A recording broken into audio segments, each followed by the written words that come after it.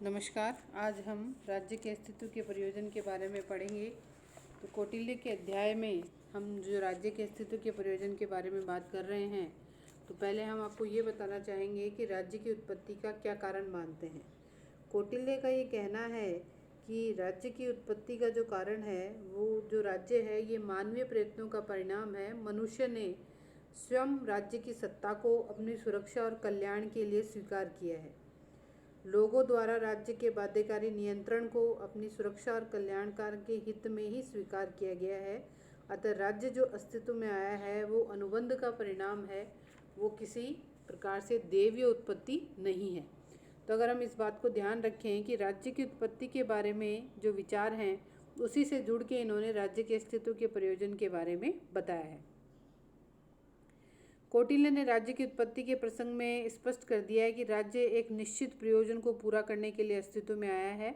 अतः यह प्राकृतिक संस्था नहीं है। राज्य का उद्देश्य प्रजा की सुरक्षा और कल्याण को सुनिश्चित करना है। कौटिल्य ने ज्ञान और विद्या की विभिन्न शाखाओं के बारे में भी विवेचन किया है। राज्य संस्था का उद्देश्य व्यक्तियों के लौकिक और पारलौकिक, नैतिक व भौतिक उद्देश्यों की पूर्ति तथा उनके मध्य न्याय सम्मत संतुलन को बनाए रखना है। इन प्रयोजनों की पूर्ति सही ढंग से आन्वीक्षिकी से निर्देशित होकर ही की जाए। यानी कौटिल्य जनता के सर्वांगीण कल्याण और राज्य के न्याय सिद्धांतों को मानते हुए राज्य के अस्तित्व का जो मूल प्रयोजन मानते हैं, उनमें सबसे पहली बात है कि कौटिल्य के अनुसार जनता का नैतिक और भौतिक समृद्धि। अब नैतिक और भौतिक समृद्धि का मतलब ये है कि लोग संस्कारवान भी हों और साधन संपन्न भी हों। और दूसरी चीज़ इन्होंने लिखी है लौकिक और पारलौकिक कल्याण, यानी आप इस लोक में रहकर भी एक अच्छा जीवन जी सकें और परलोक में जाकर भी आपको आध्यात्मिक सुख प्राप्त हो चुके। और साथ ही एक चीज़ इन्होंने जो और जोड़ी है वो है वितरणात्मक न्याय। वितरणात्मक न्याय का यहाँ अभिप्राय है कि राज्य में कोई भी अभावग्रस्त नहीं होना चाहिए। सभी लोगों को सब सुविधाएं पूर्ण रूपेण प्राप्त होनी चाहिए। तो इस वितरणात्मक न्याय को सुनिश्चित करने का काम भी राज्य ही करेगा। तो राज्य के अस्तित्व का जो मूल प्रयोजन जो है जनता की नैतिक और भौतिक समृद्धि, लौकिक और पारलौकिक कल्याण, साथ ही वितरणात्मक न्याय को सुनिश्चित करना ही राज्य के अस्तित्व का प्रयोजन है। अब ये कैसे निर्धारित होगा कि राज्य किस शक्ति के माध्यम से अपने इस प्रयोजन को पूरा करेगा। तो फिर हमारे सामने आता है कि कौटिल्य ने दंड को किस प्रकार से व्यक्त किया है। तो दंड संबंधी अगर बात की जाए तो कौटिल्य ने दंड को ऐसी शक्ति के रूप में व्यक्त किया है जिसे धर्म की सुरक्षा के लिए प्रयुक्त किया जाता है। यानी यहाँ दंड का मतलब है धर्म की सुरक्षा करना।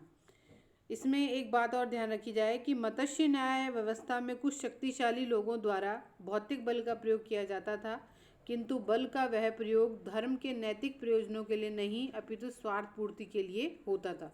मत्स्य न्याय का अभिप्राय आपको पता है।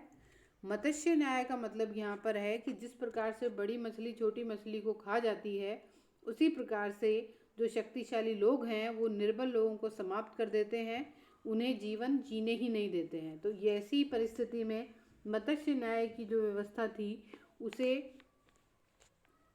उसे हटाते हुए राज्य अस्तित्व में आता है और साथ ही धर्म के नैतिक प्रयोजन के लिए इसका उपयोग किया जाता है। फिर है कौटिल्य के अनुसार 3 तत्व जो हैं वो भौतिक शक्ति के साथ मिल जाते हैं तो उसको दंड का रूप धारण कर लेते हैं, जिसमें सबसे पहला है शक्ति का प्रयोग धर्म की सुरक्षा के लिए हो, अन्य किसी स्वार्थपूर्ण उद्देश्य के लिए नहीं। यदि धर्म की सुरक्षा के लिए शक्ति का प्रयोग किया जाता है तो वो दंड कहलाएगा। दूसरा है शक्ति मात्रा में इतनी अधिक हो तथा प्रकृति में ऐसी हो जिसे कि लोग अलग अलग या संगठित होकर भी अपनी शक्ति के बल पर चुनौती नहीं दे सकें।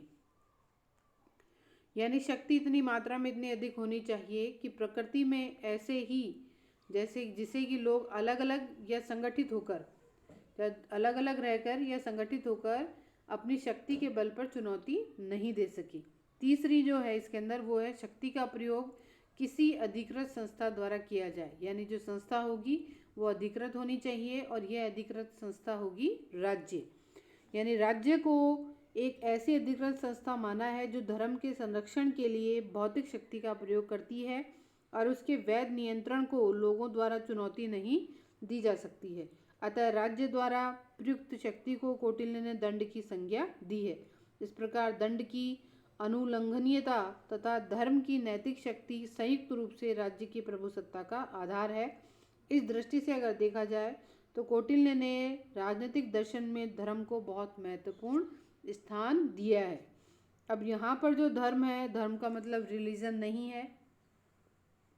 यहाँ धर्म की जो परिभाषा है उसके अंतर्गत जो चीज़ें आती हैं वो हैं कि राजनीतिक सामाजिक व्यवहार के सिद्धांतों को, जिन्हें जो समाज में रहते हुए जो व्यवहार के सिद्धांत बने हैं वो सामाजिक व्यवहार के सिद्धांत, सत्य, दया, दान, अहिंसा आदि सार्वभौमिक नैतिक नियम और राज्य द्वारा निर्धारित किए गए कानून, ये सब धर्म की श्रेणी में आएंगे और धर्म के माध्यम से ही प्रजा के व्यवहार को नियंत्रित किया जाएगा और उसको व्यवहार को नियंत्रण करने के लिए राज्य द्वारा धर्म के अनुसार ही कानून बनाए जाएंगे। तो हमें ये बात ध्यान रखना है कि धर्म से यहाँ मतलब किसी प्रकार के विशेष रिलीजन से नहीं है। यहाँ धर्म से मतलब है सामाजिक व्यवहार के नियम, साथ ही जो सत्य, अहिंसा, जो भी नैतिक विचार हैं वो सब भी उसमें आएंगे और राज्य जो कानून बनाता है वो भी धर्म की श्रेणी में आएगा। तो इन तीनों चीज़ों को देखते हुए हमें ये लगता है कि कौटिल्य के जो विचार हैं वो आज के समय में भी बहुत प्रासंगिक हैं कि अगर राज्य का निर्माण किया जाता है, राज्य अस्तित्व में आता है, तो उस राज्य के अस्तित्व के पीछे जो व्यवस्था कार्य करती है वह व्यवस्था लोगों के जीवन से संबंधित ही है। तो राज्य का निर्माण लोगों के जीवन की सुरक्षा के लिए किया गया है और उनके कल्याण के लिए किया गया है। तो अगर राज्य लोगों को सुरक्षित करता है, साथ ही उनके कल्याण में अपना महत्वपूर्ण योगदान देता है, तो ऐसे राज्य को बनाए रखने की सलाह कौटिल्य देते हैं। अगर राज्य अपने इस कार्य में असफल होता है तो ऐसे में कौटिल्य ये भी कहते हैं कि ऐसे राज्य को अस्तित्व में रहने की भी कोई आवश्यकता नहीं है। मतलब आप समझ सकते हैं कि आज से बरसों साल पहले कौटिल्य ने अपने विचारों में जिस तरह की आधुनिकता पर बल दिया है वो आधुनिकता आज के परिप्रेक्ष्य में देखी जाए तो बहुत ही महत्वपूर्ण है। तो आज हमने राज्य के अस्तित्व के प्रयोजन के बारे में कौटिल्य के विचार देखे थे। धन्यवाद।